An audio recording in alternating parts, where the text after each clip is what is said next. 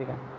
देखो, मेरा नाम है हंसराज चौधरी, मैंने बीटेक की है, ठीक है, RIT भागटोटा से।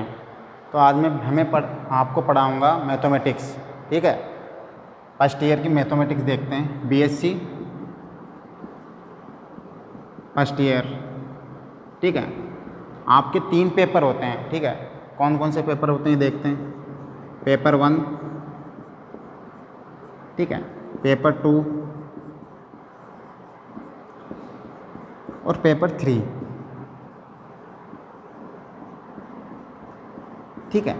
पेपर 1 होता है डिस्क्रीट मैथ्स मैथमेटिक्स, ठीक है। ये होता है अपने 40 मार्क्स का, ठीक है। उसके बाद में पेपर 2 होता है अपने कैलकुलस का,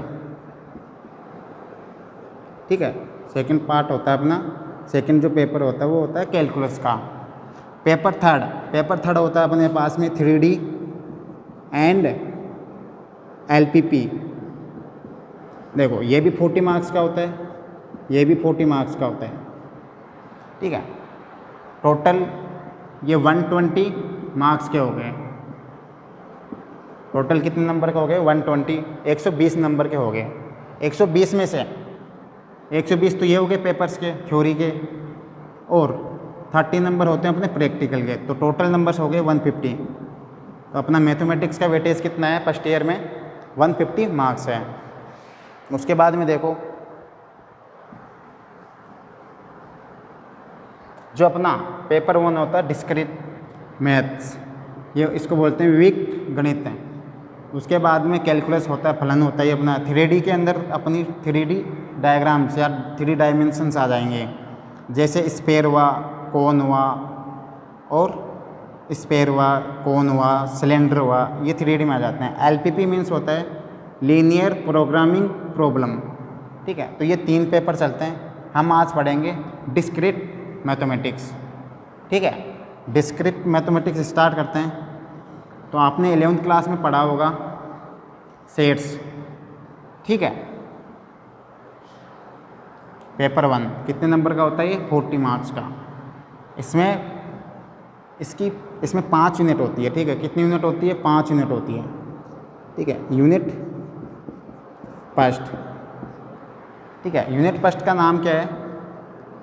सेट्स और relation and function, relation and function.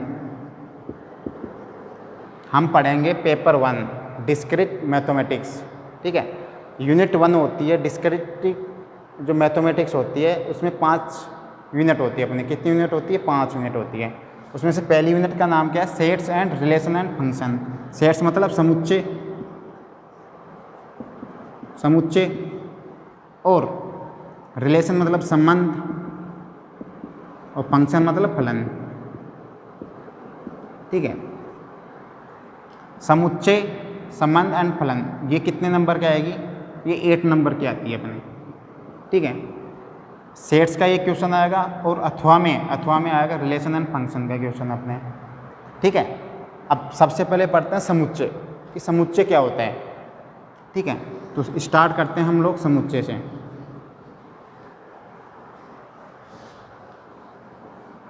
कहाँ से स्टार्ट करते हैं? सेट्स से, मतलब समुच्चय। समुच्चय से स्टार्ट करते हैं। समुच्चय क्या होता है? A set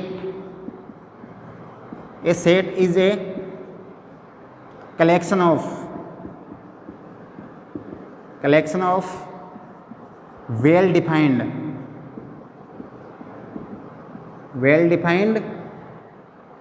objects. ये होता है अपना sets. A set is a collection of well defined objects. ये तो हो गई अपनी इंग्लिश मीडियम में। जो बच्चा इंग्लिश से आया हो उसके लिए कोई दिक्कत नहीं आएगी। हिंदी में इसको बोल सकते हैं वस्तुओं, ठीक है। वस्तुओं का सुपरिभाषित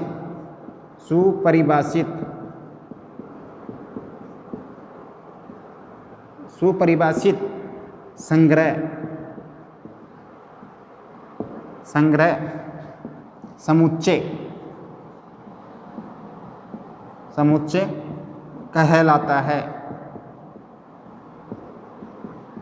ठीक है, सेट क्या होता है, समुच्चय क्या होता है? वस्तुओं का एक सुपरिभाषित संग्रह समुच्चय कहलाता है। सुपरिभाषित मतलब उसकी डेफिनेशन बिल्कुल क्लियर होनी चाहिए। जैसे मैं बोलूँ आपको अपने स्पेस में कितने स्टार्स हैं, ठीक है, या उनको हम काउंट नहीं कर सकते, ठीक है, उनका नाम दे दो अलग अलग, तो उनकी कोई भी, उनको हम एक सुपरिभाषित नहीं कर सकते उनको, ठीक है। जैसे मैं बोलूँ तुम्हें सुपरिभाषित का एक एग्जांपल लेता हूँ। जैसे कोई मंथ जे से कौन कौन से स्टार्ट होते हैं? जे से मंथ्स, महीने, तो जे से स्टार्ट होता है जनवरी, जनवरी, जून एंड जुलाई, ठीक है। तो ये क्या हो गया? अपना एक समुच्चय हो गया, एक सेट हो गया, ठीक है। इसके अलावा कोई मंथ आता है जैसे स्टार्ट होने वाला? नहीं आता। तो जनवरी, जून और जुलाई, इनके अलावा कोई नहीं आता। तो ये एक सुपरिभाषित है, एक वेल डिफाइंड है, ठीक है। जैसे स्टार्स कितने होते हैं तो हमें इनका पता नहीं होता कि कौन सा, जैसे कि इनके नाम क्या क्या है, उनको हम एक समुच्चय, एक सुपरिभाषित वेल डिफाइंड में उनको लिख नहीं सकते। तो ये किसका एग्जाम्पल हो गया? सेट्स का। डेफिनेशन लिख लेना साथ के साथ में। अब देखो कि सेट्स को लिखते कैसे हैं, ठीक है। जो सेट होता है उसको हम कैपिटल लेटर से लिखते हैं, कैपिटल लेटर से, ए बी सी डी से, इनसे, इनको तो लिखते हैं सेट से। जो सेट होता है, जो उनके एलिमेंट्स होते हैं, जो सेट में एलिमेंट्स होंगे उनको किससे लिखेंगे? स्मॉल लेटर से, ए बी सी और डी। ये क्या है? एलिमेंट्स। किसके एलिमेंट्स? एक सेट के, एक समुच्चय के। एक समुच्चय के एलिमेंट्स क्या है इसमें? ए बी सी डी, ये एलिमेंट्स है। इनको अवयव भी बोलते हैं, एलिमेंट्स बोलते हैं, एलिमेंट्स, ठीक है। सेट को लिखेंगे A B C D capital letter से, ए बी सी डी से, और अवयव जो एलिमेंट्स होंगे उसमें वो किससे लिखे जाएंगे? स्मॉल लेटर से। जैसे मैं एक एग्जांपल देता हूं तुम्हें, जैसे set A equal to bracket 1 2 3 4, ठीक है। ये क्या हो गया? अपना एक सेट हो गया। तो मैंने सेट को किससे लिखा है? ए से, और इसमें अवयव जैसे 1 2 3 हो गया तो ये सेट हो गया। इसमें हमें स्मॉल लेटर में लेता हूँ, ए बी सी और डी, ठीक है। A equal to bracket A B C D, ठीक है। ब्रैकेट ये आएगा, जो मंजिला ब्रैकेट होता है उससे रिप्रेजेंट करते हैं सेट को, ठीक है। ऐसे लिखोगे तुम लोग ए बी सी डी तो ये गलत होगा अपना। ऐसे भी नहीं लिख सकते इनको, बड़े वाले ब्रैकेट से भी नहीं लिख सकते, तो ये गलत होता है, यह गलत फॉर्म होती है। सही फॉर्म कौन सी होती है? ये वाली लिखने वाली होती है। अब देखो इसमें देखो कि ए बी सी डी ये क्या है? एलिमेंट्स हैं, अवयव है ये, ठीक है। ये अवयव है, एलिमेंट्स, ठीक है। तो इनको बिलोंग्स करने के लिए हमें देखो B belongs to A, B किससे बिलोंग्स कर रहा है? ए से, मतलब ये बी किसका पार्ट है? सेट ए का पार्ट है। बी ए का एलिमेंट भी है, जो आपको बोलना वो बोल सकते हो। जैसे मैं लिखूं यहाँ पे ई, ई दिख रहा है इसमें? कहीं पे नहीं दिख रहा, तो ये क्या है? नॉट बिलोंग्स टू ए। ई ए का एलिमेंट्स नहीं है, जो ये ई है ना वो ए का अवयव नहीं है, ठीक है। अब आगे देखो, सेट ऐसे लिखते हैं। उसके बाद में हम देखते हैं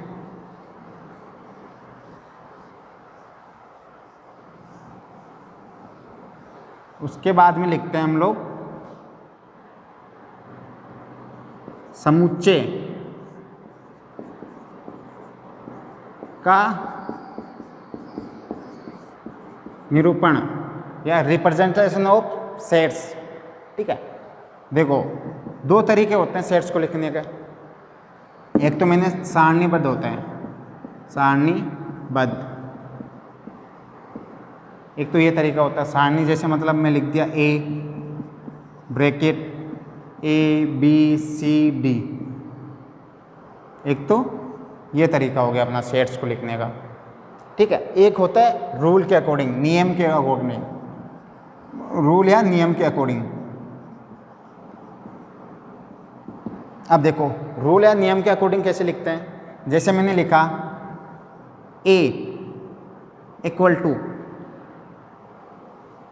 X। ठीक है, अब मैं X को यहाँ पे डिफाइन कर देता हूँ। X क्या है? X एक प्राकृत संख्या है। ठीक है, A ब्रैकेट X, यहाँ पे X क्या है? एक प्राकृत संख्या है, एक नेचुरल नंबर है। प्राकृत मीन्स नेचुरल। ठीक है, कैसी संख्या है ये, कैसा नंबर है? X नेचुरल नंबर है। एक ये तरीका हो गया। एक तो हो गया अपना सारणीबद्ध तरीका जो ये लिखा है मैंने, एक हो गया अपना नियम वाला मेथड। ठीक है, उसके बाद में देखो ये मिटा देता हूँ मैं, लिख लेना साथ के साथ में।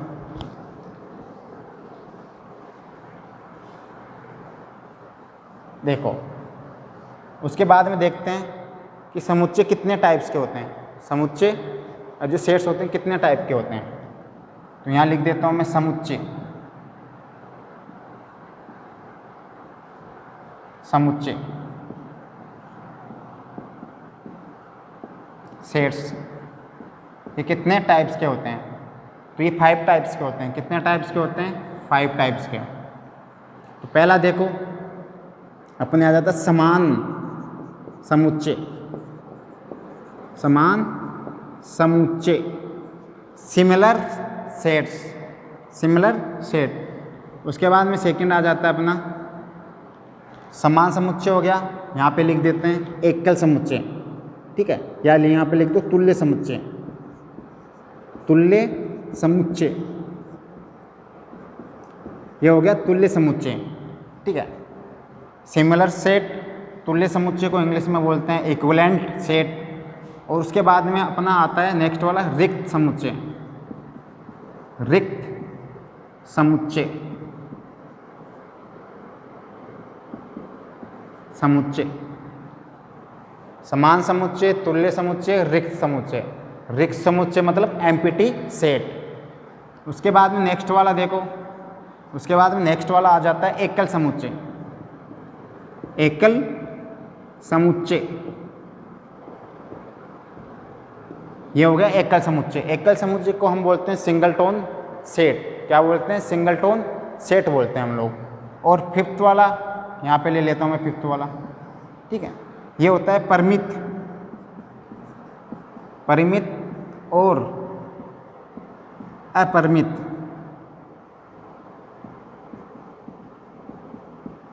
समुच्चय।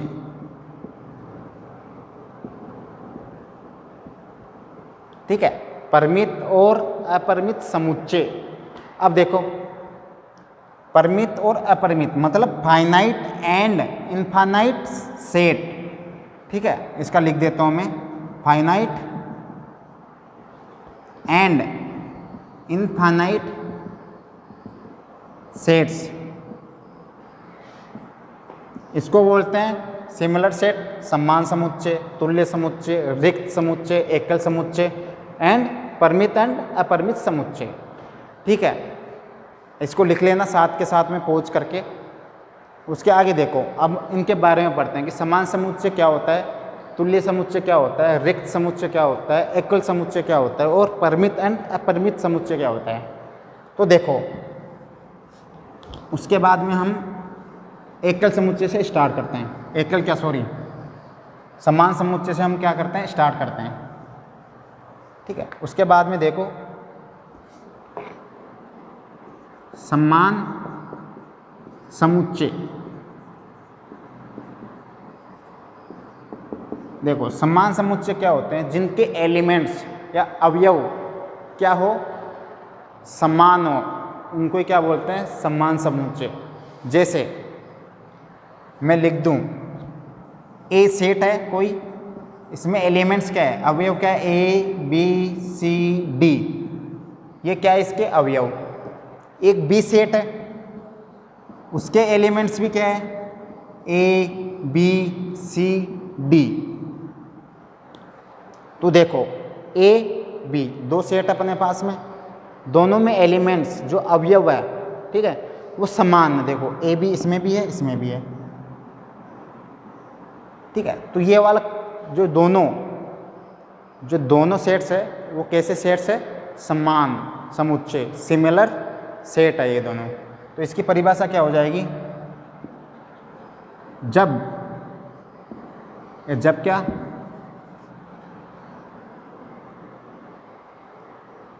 दो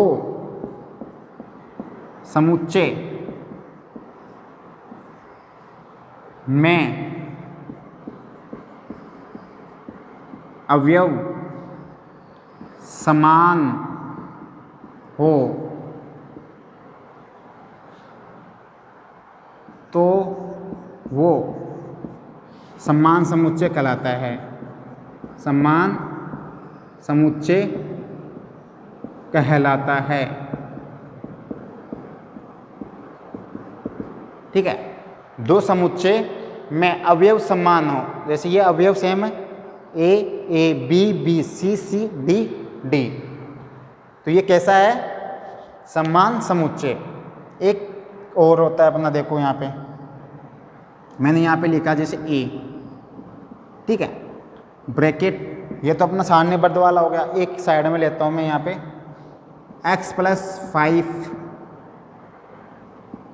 x क्या है यहाँ पे, एक प्राकृत संख्या, x क्या है यहाँ पे, एक प्राकृत संख्या,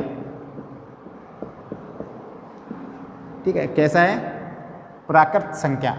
एक b है, ठीक है, यहाँ पे इक्वल टू 6 ले लेता हूँ मैं, x प्लस 5 इक्वल टू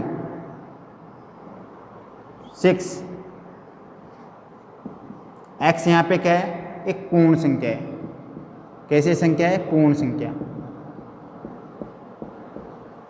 कैसे संख्या है, पूर्ण संख्या है। अब देखो एक c ले लेता हूँ मैं, c में बोल दिया मैंने वैल्यू 1। अब मैं तुम्हें बोलूँ क्या ये तीनों, जो ये तीन सेट अपने पास हैं, वो क्या वो समान है, क्या सिमिलर है क्या तीनों सेट। तो इसको फाइंड आउट करना पड़ेगा, अपने को निकालना पड़ेगा कि भाई इक्वल है या नहीं है। तो निकालने के लिए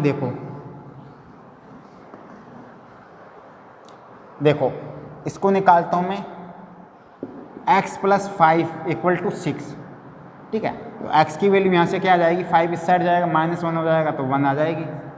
तो x की वैल्यू क्या आ गई यहाँ पे, 1, ठीक है। क्या 1 प्राकृत संख्या है, हाँ भाई प्राकृत संख्या है, तो मतलब ये सही है, 1 आ गया यहाँ पे। अब सेकंड वाला निकालता हूँ,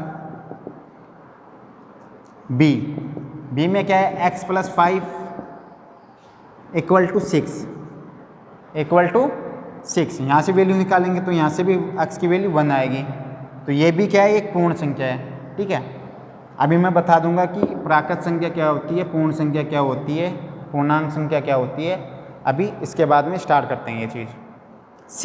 सी में तो पहले से 1 है, तो तीनों में x की वैल्यू और सेट की वैल्यू, इसमें a की वैल्यू क्या आई, इसमें 1 आई, इसमें b की वैल्यू क्या आई,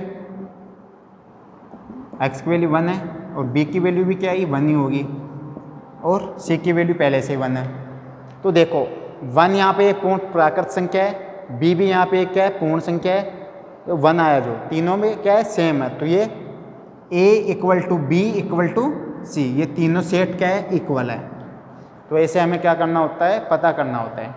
अब देखो एक बार हम थोड़ा बेसिक सीख लेते हैं कि कौन कौन से नंबर्स होते हैं अपने पास में, ठीक है, कौन कौन से नंबर्स होते हैं अपने पास में। तो सबसे पहले स्टार्ट करते हैं हम लोग प्राकृत संख्या से, कि प्राकृत संख्या क्या होती है, ठीक है। प्राकृत संख्या होती है अपने पास में नेचुरल नंबर,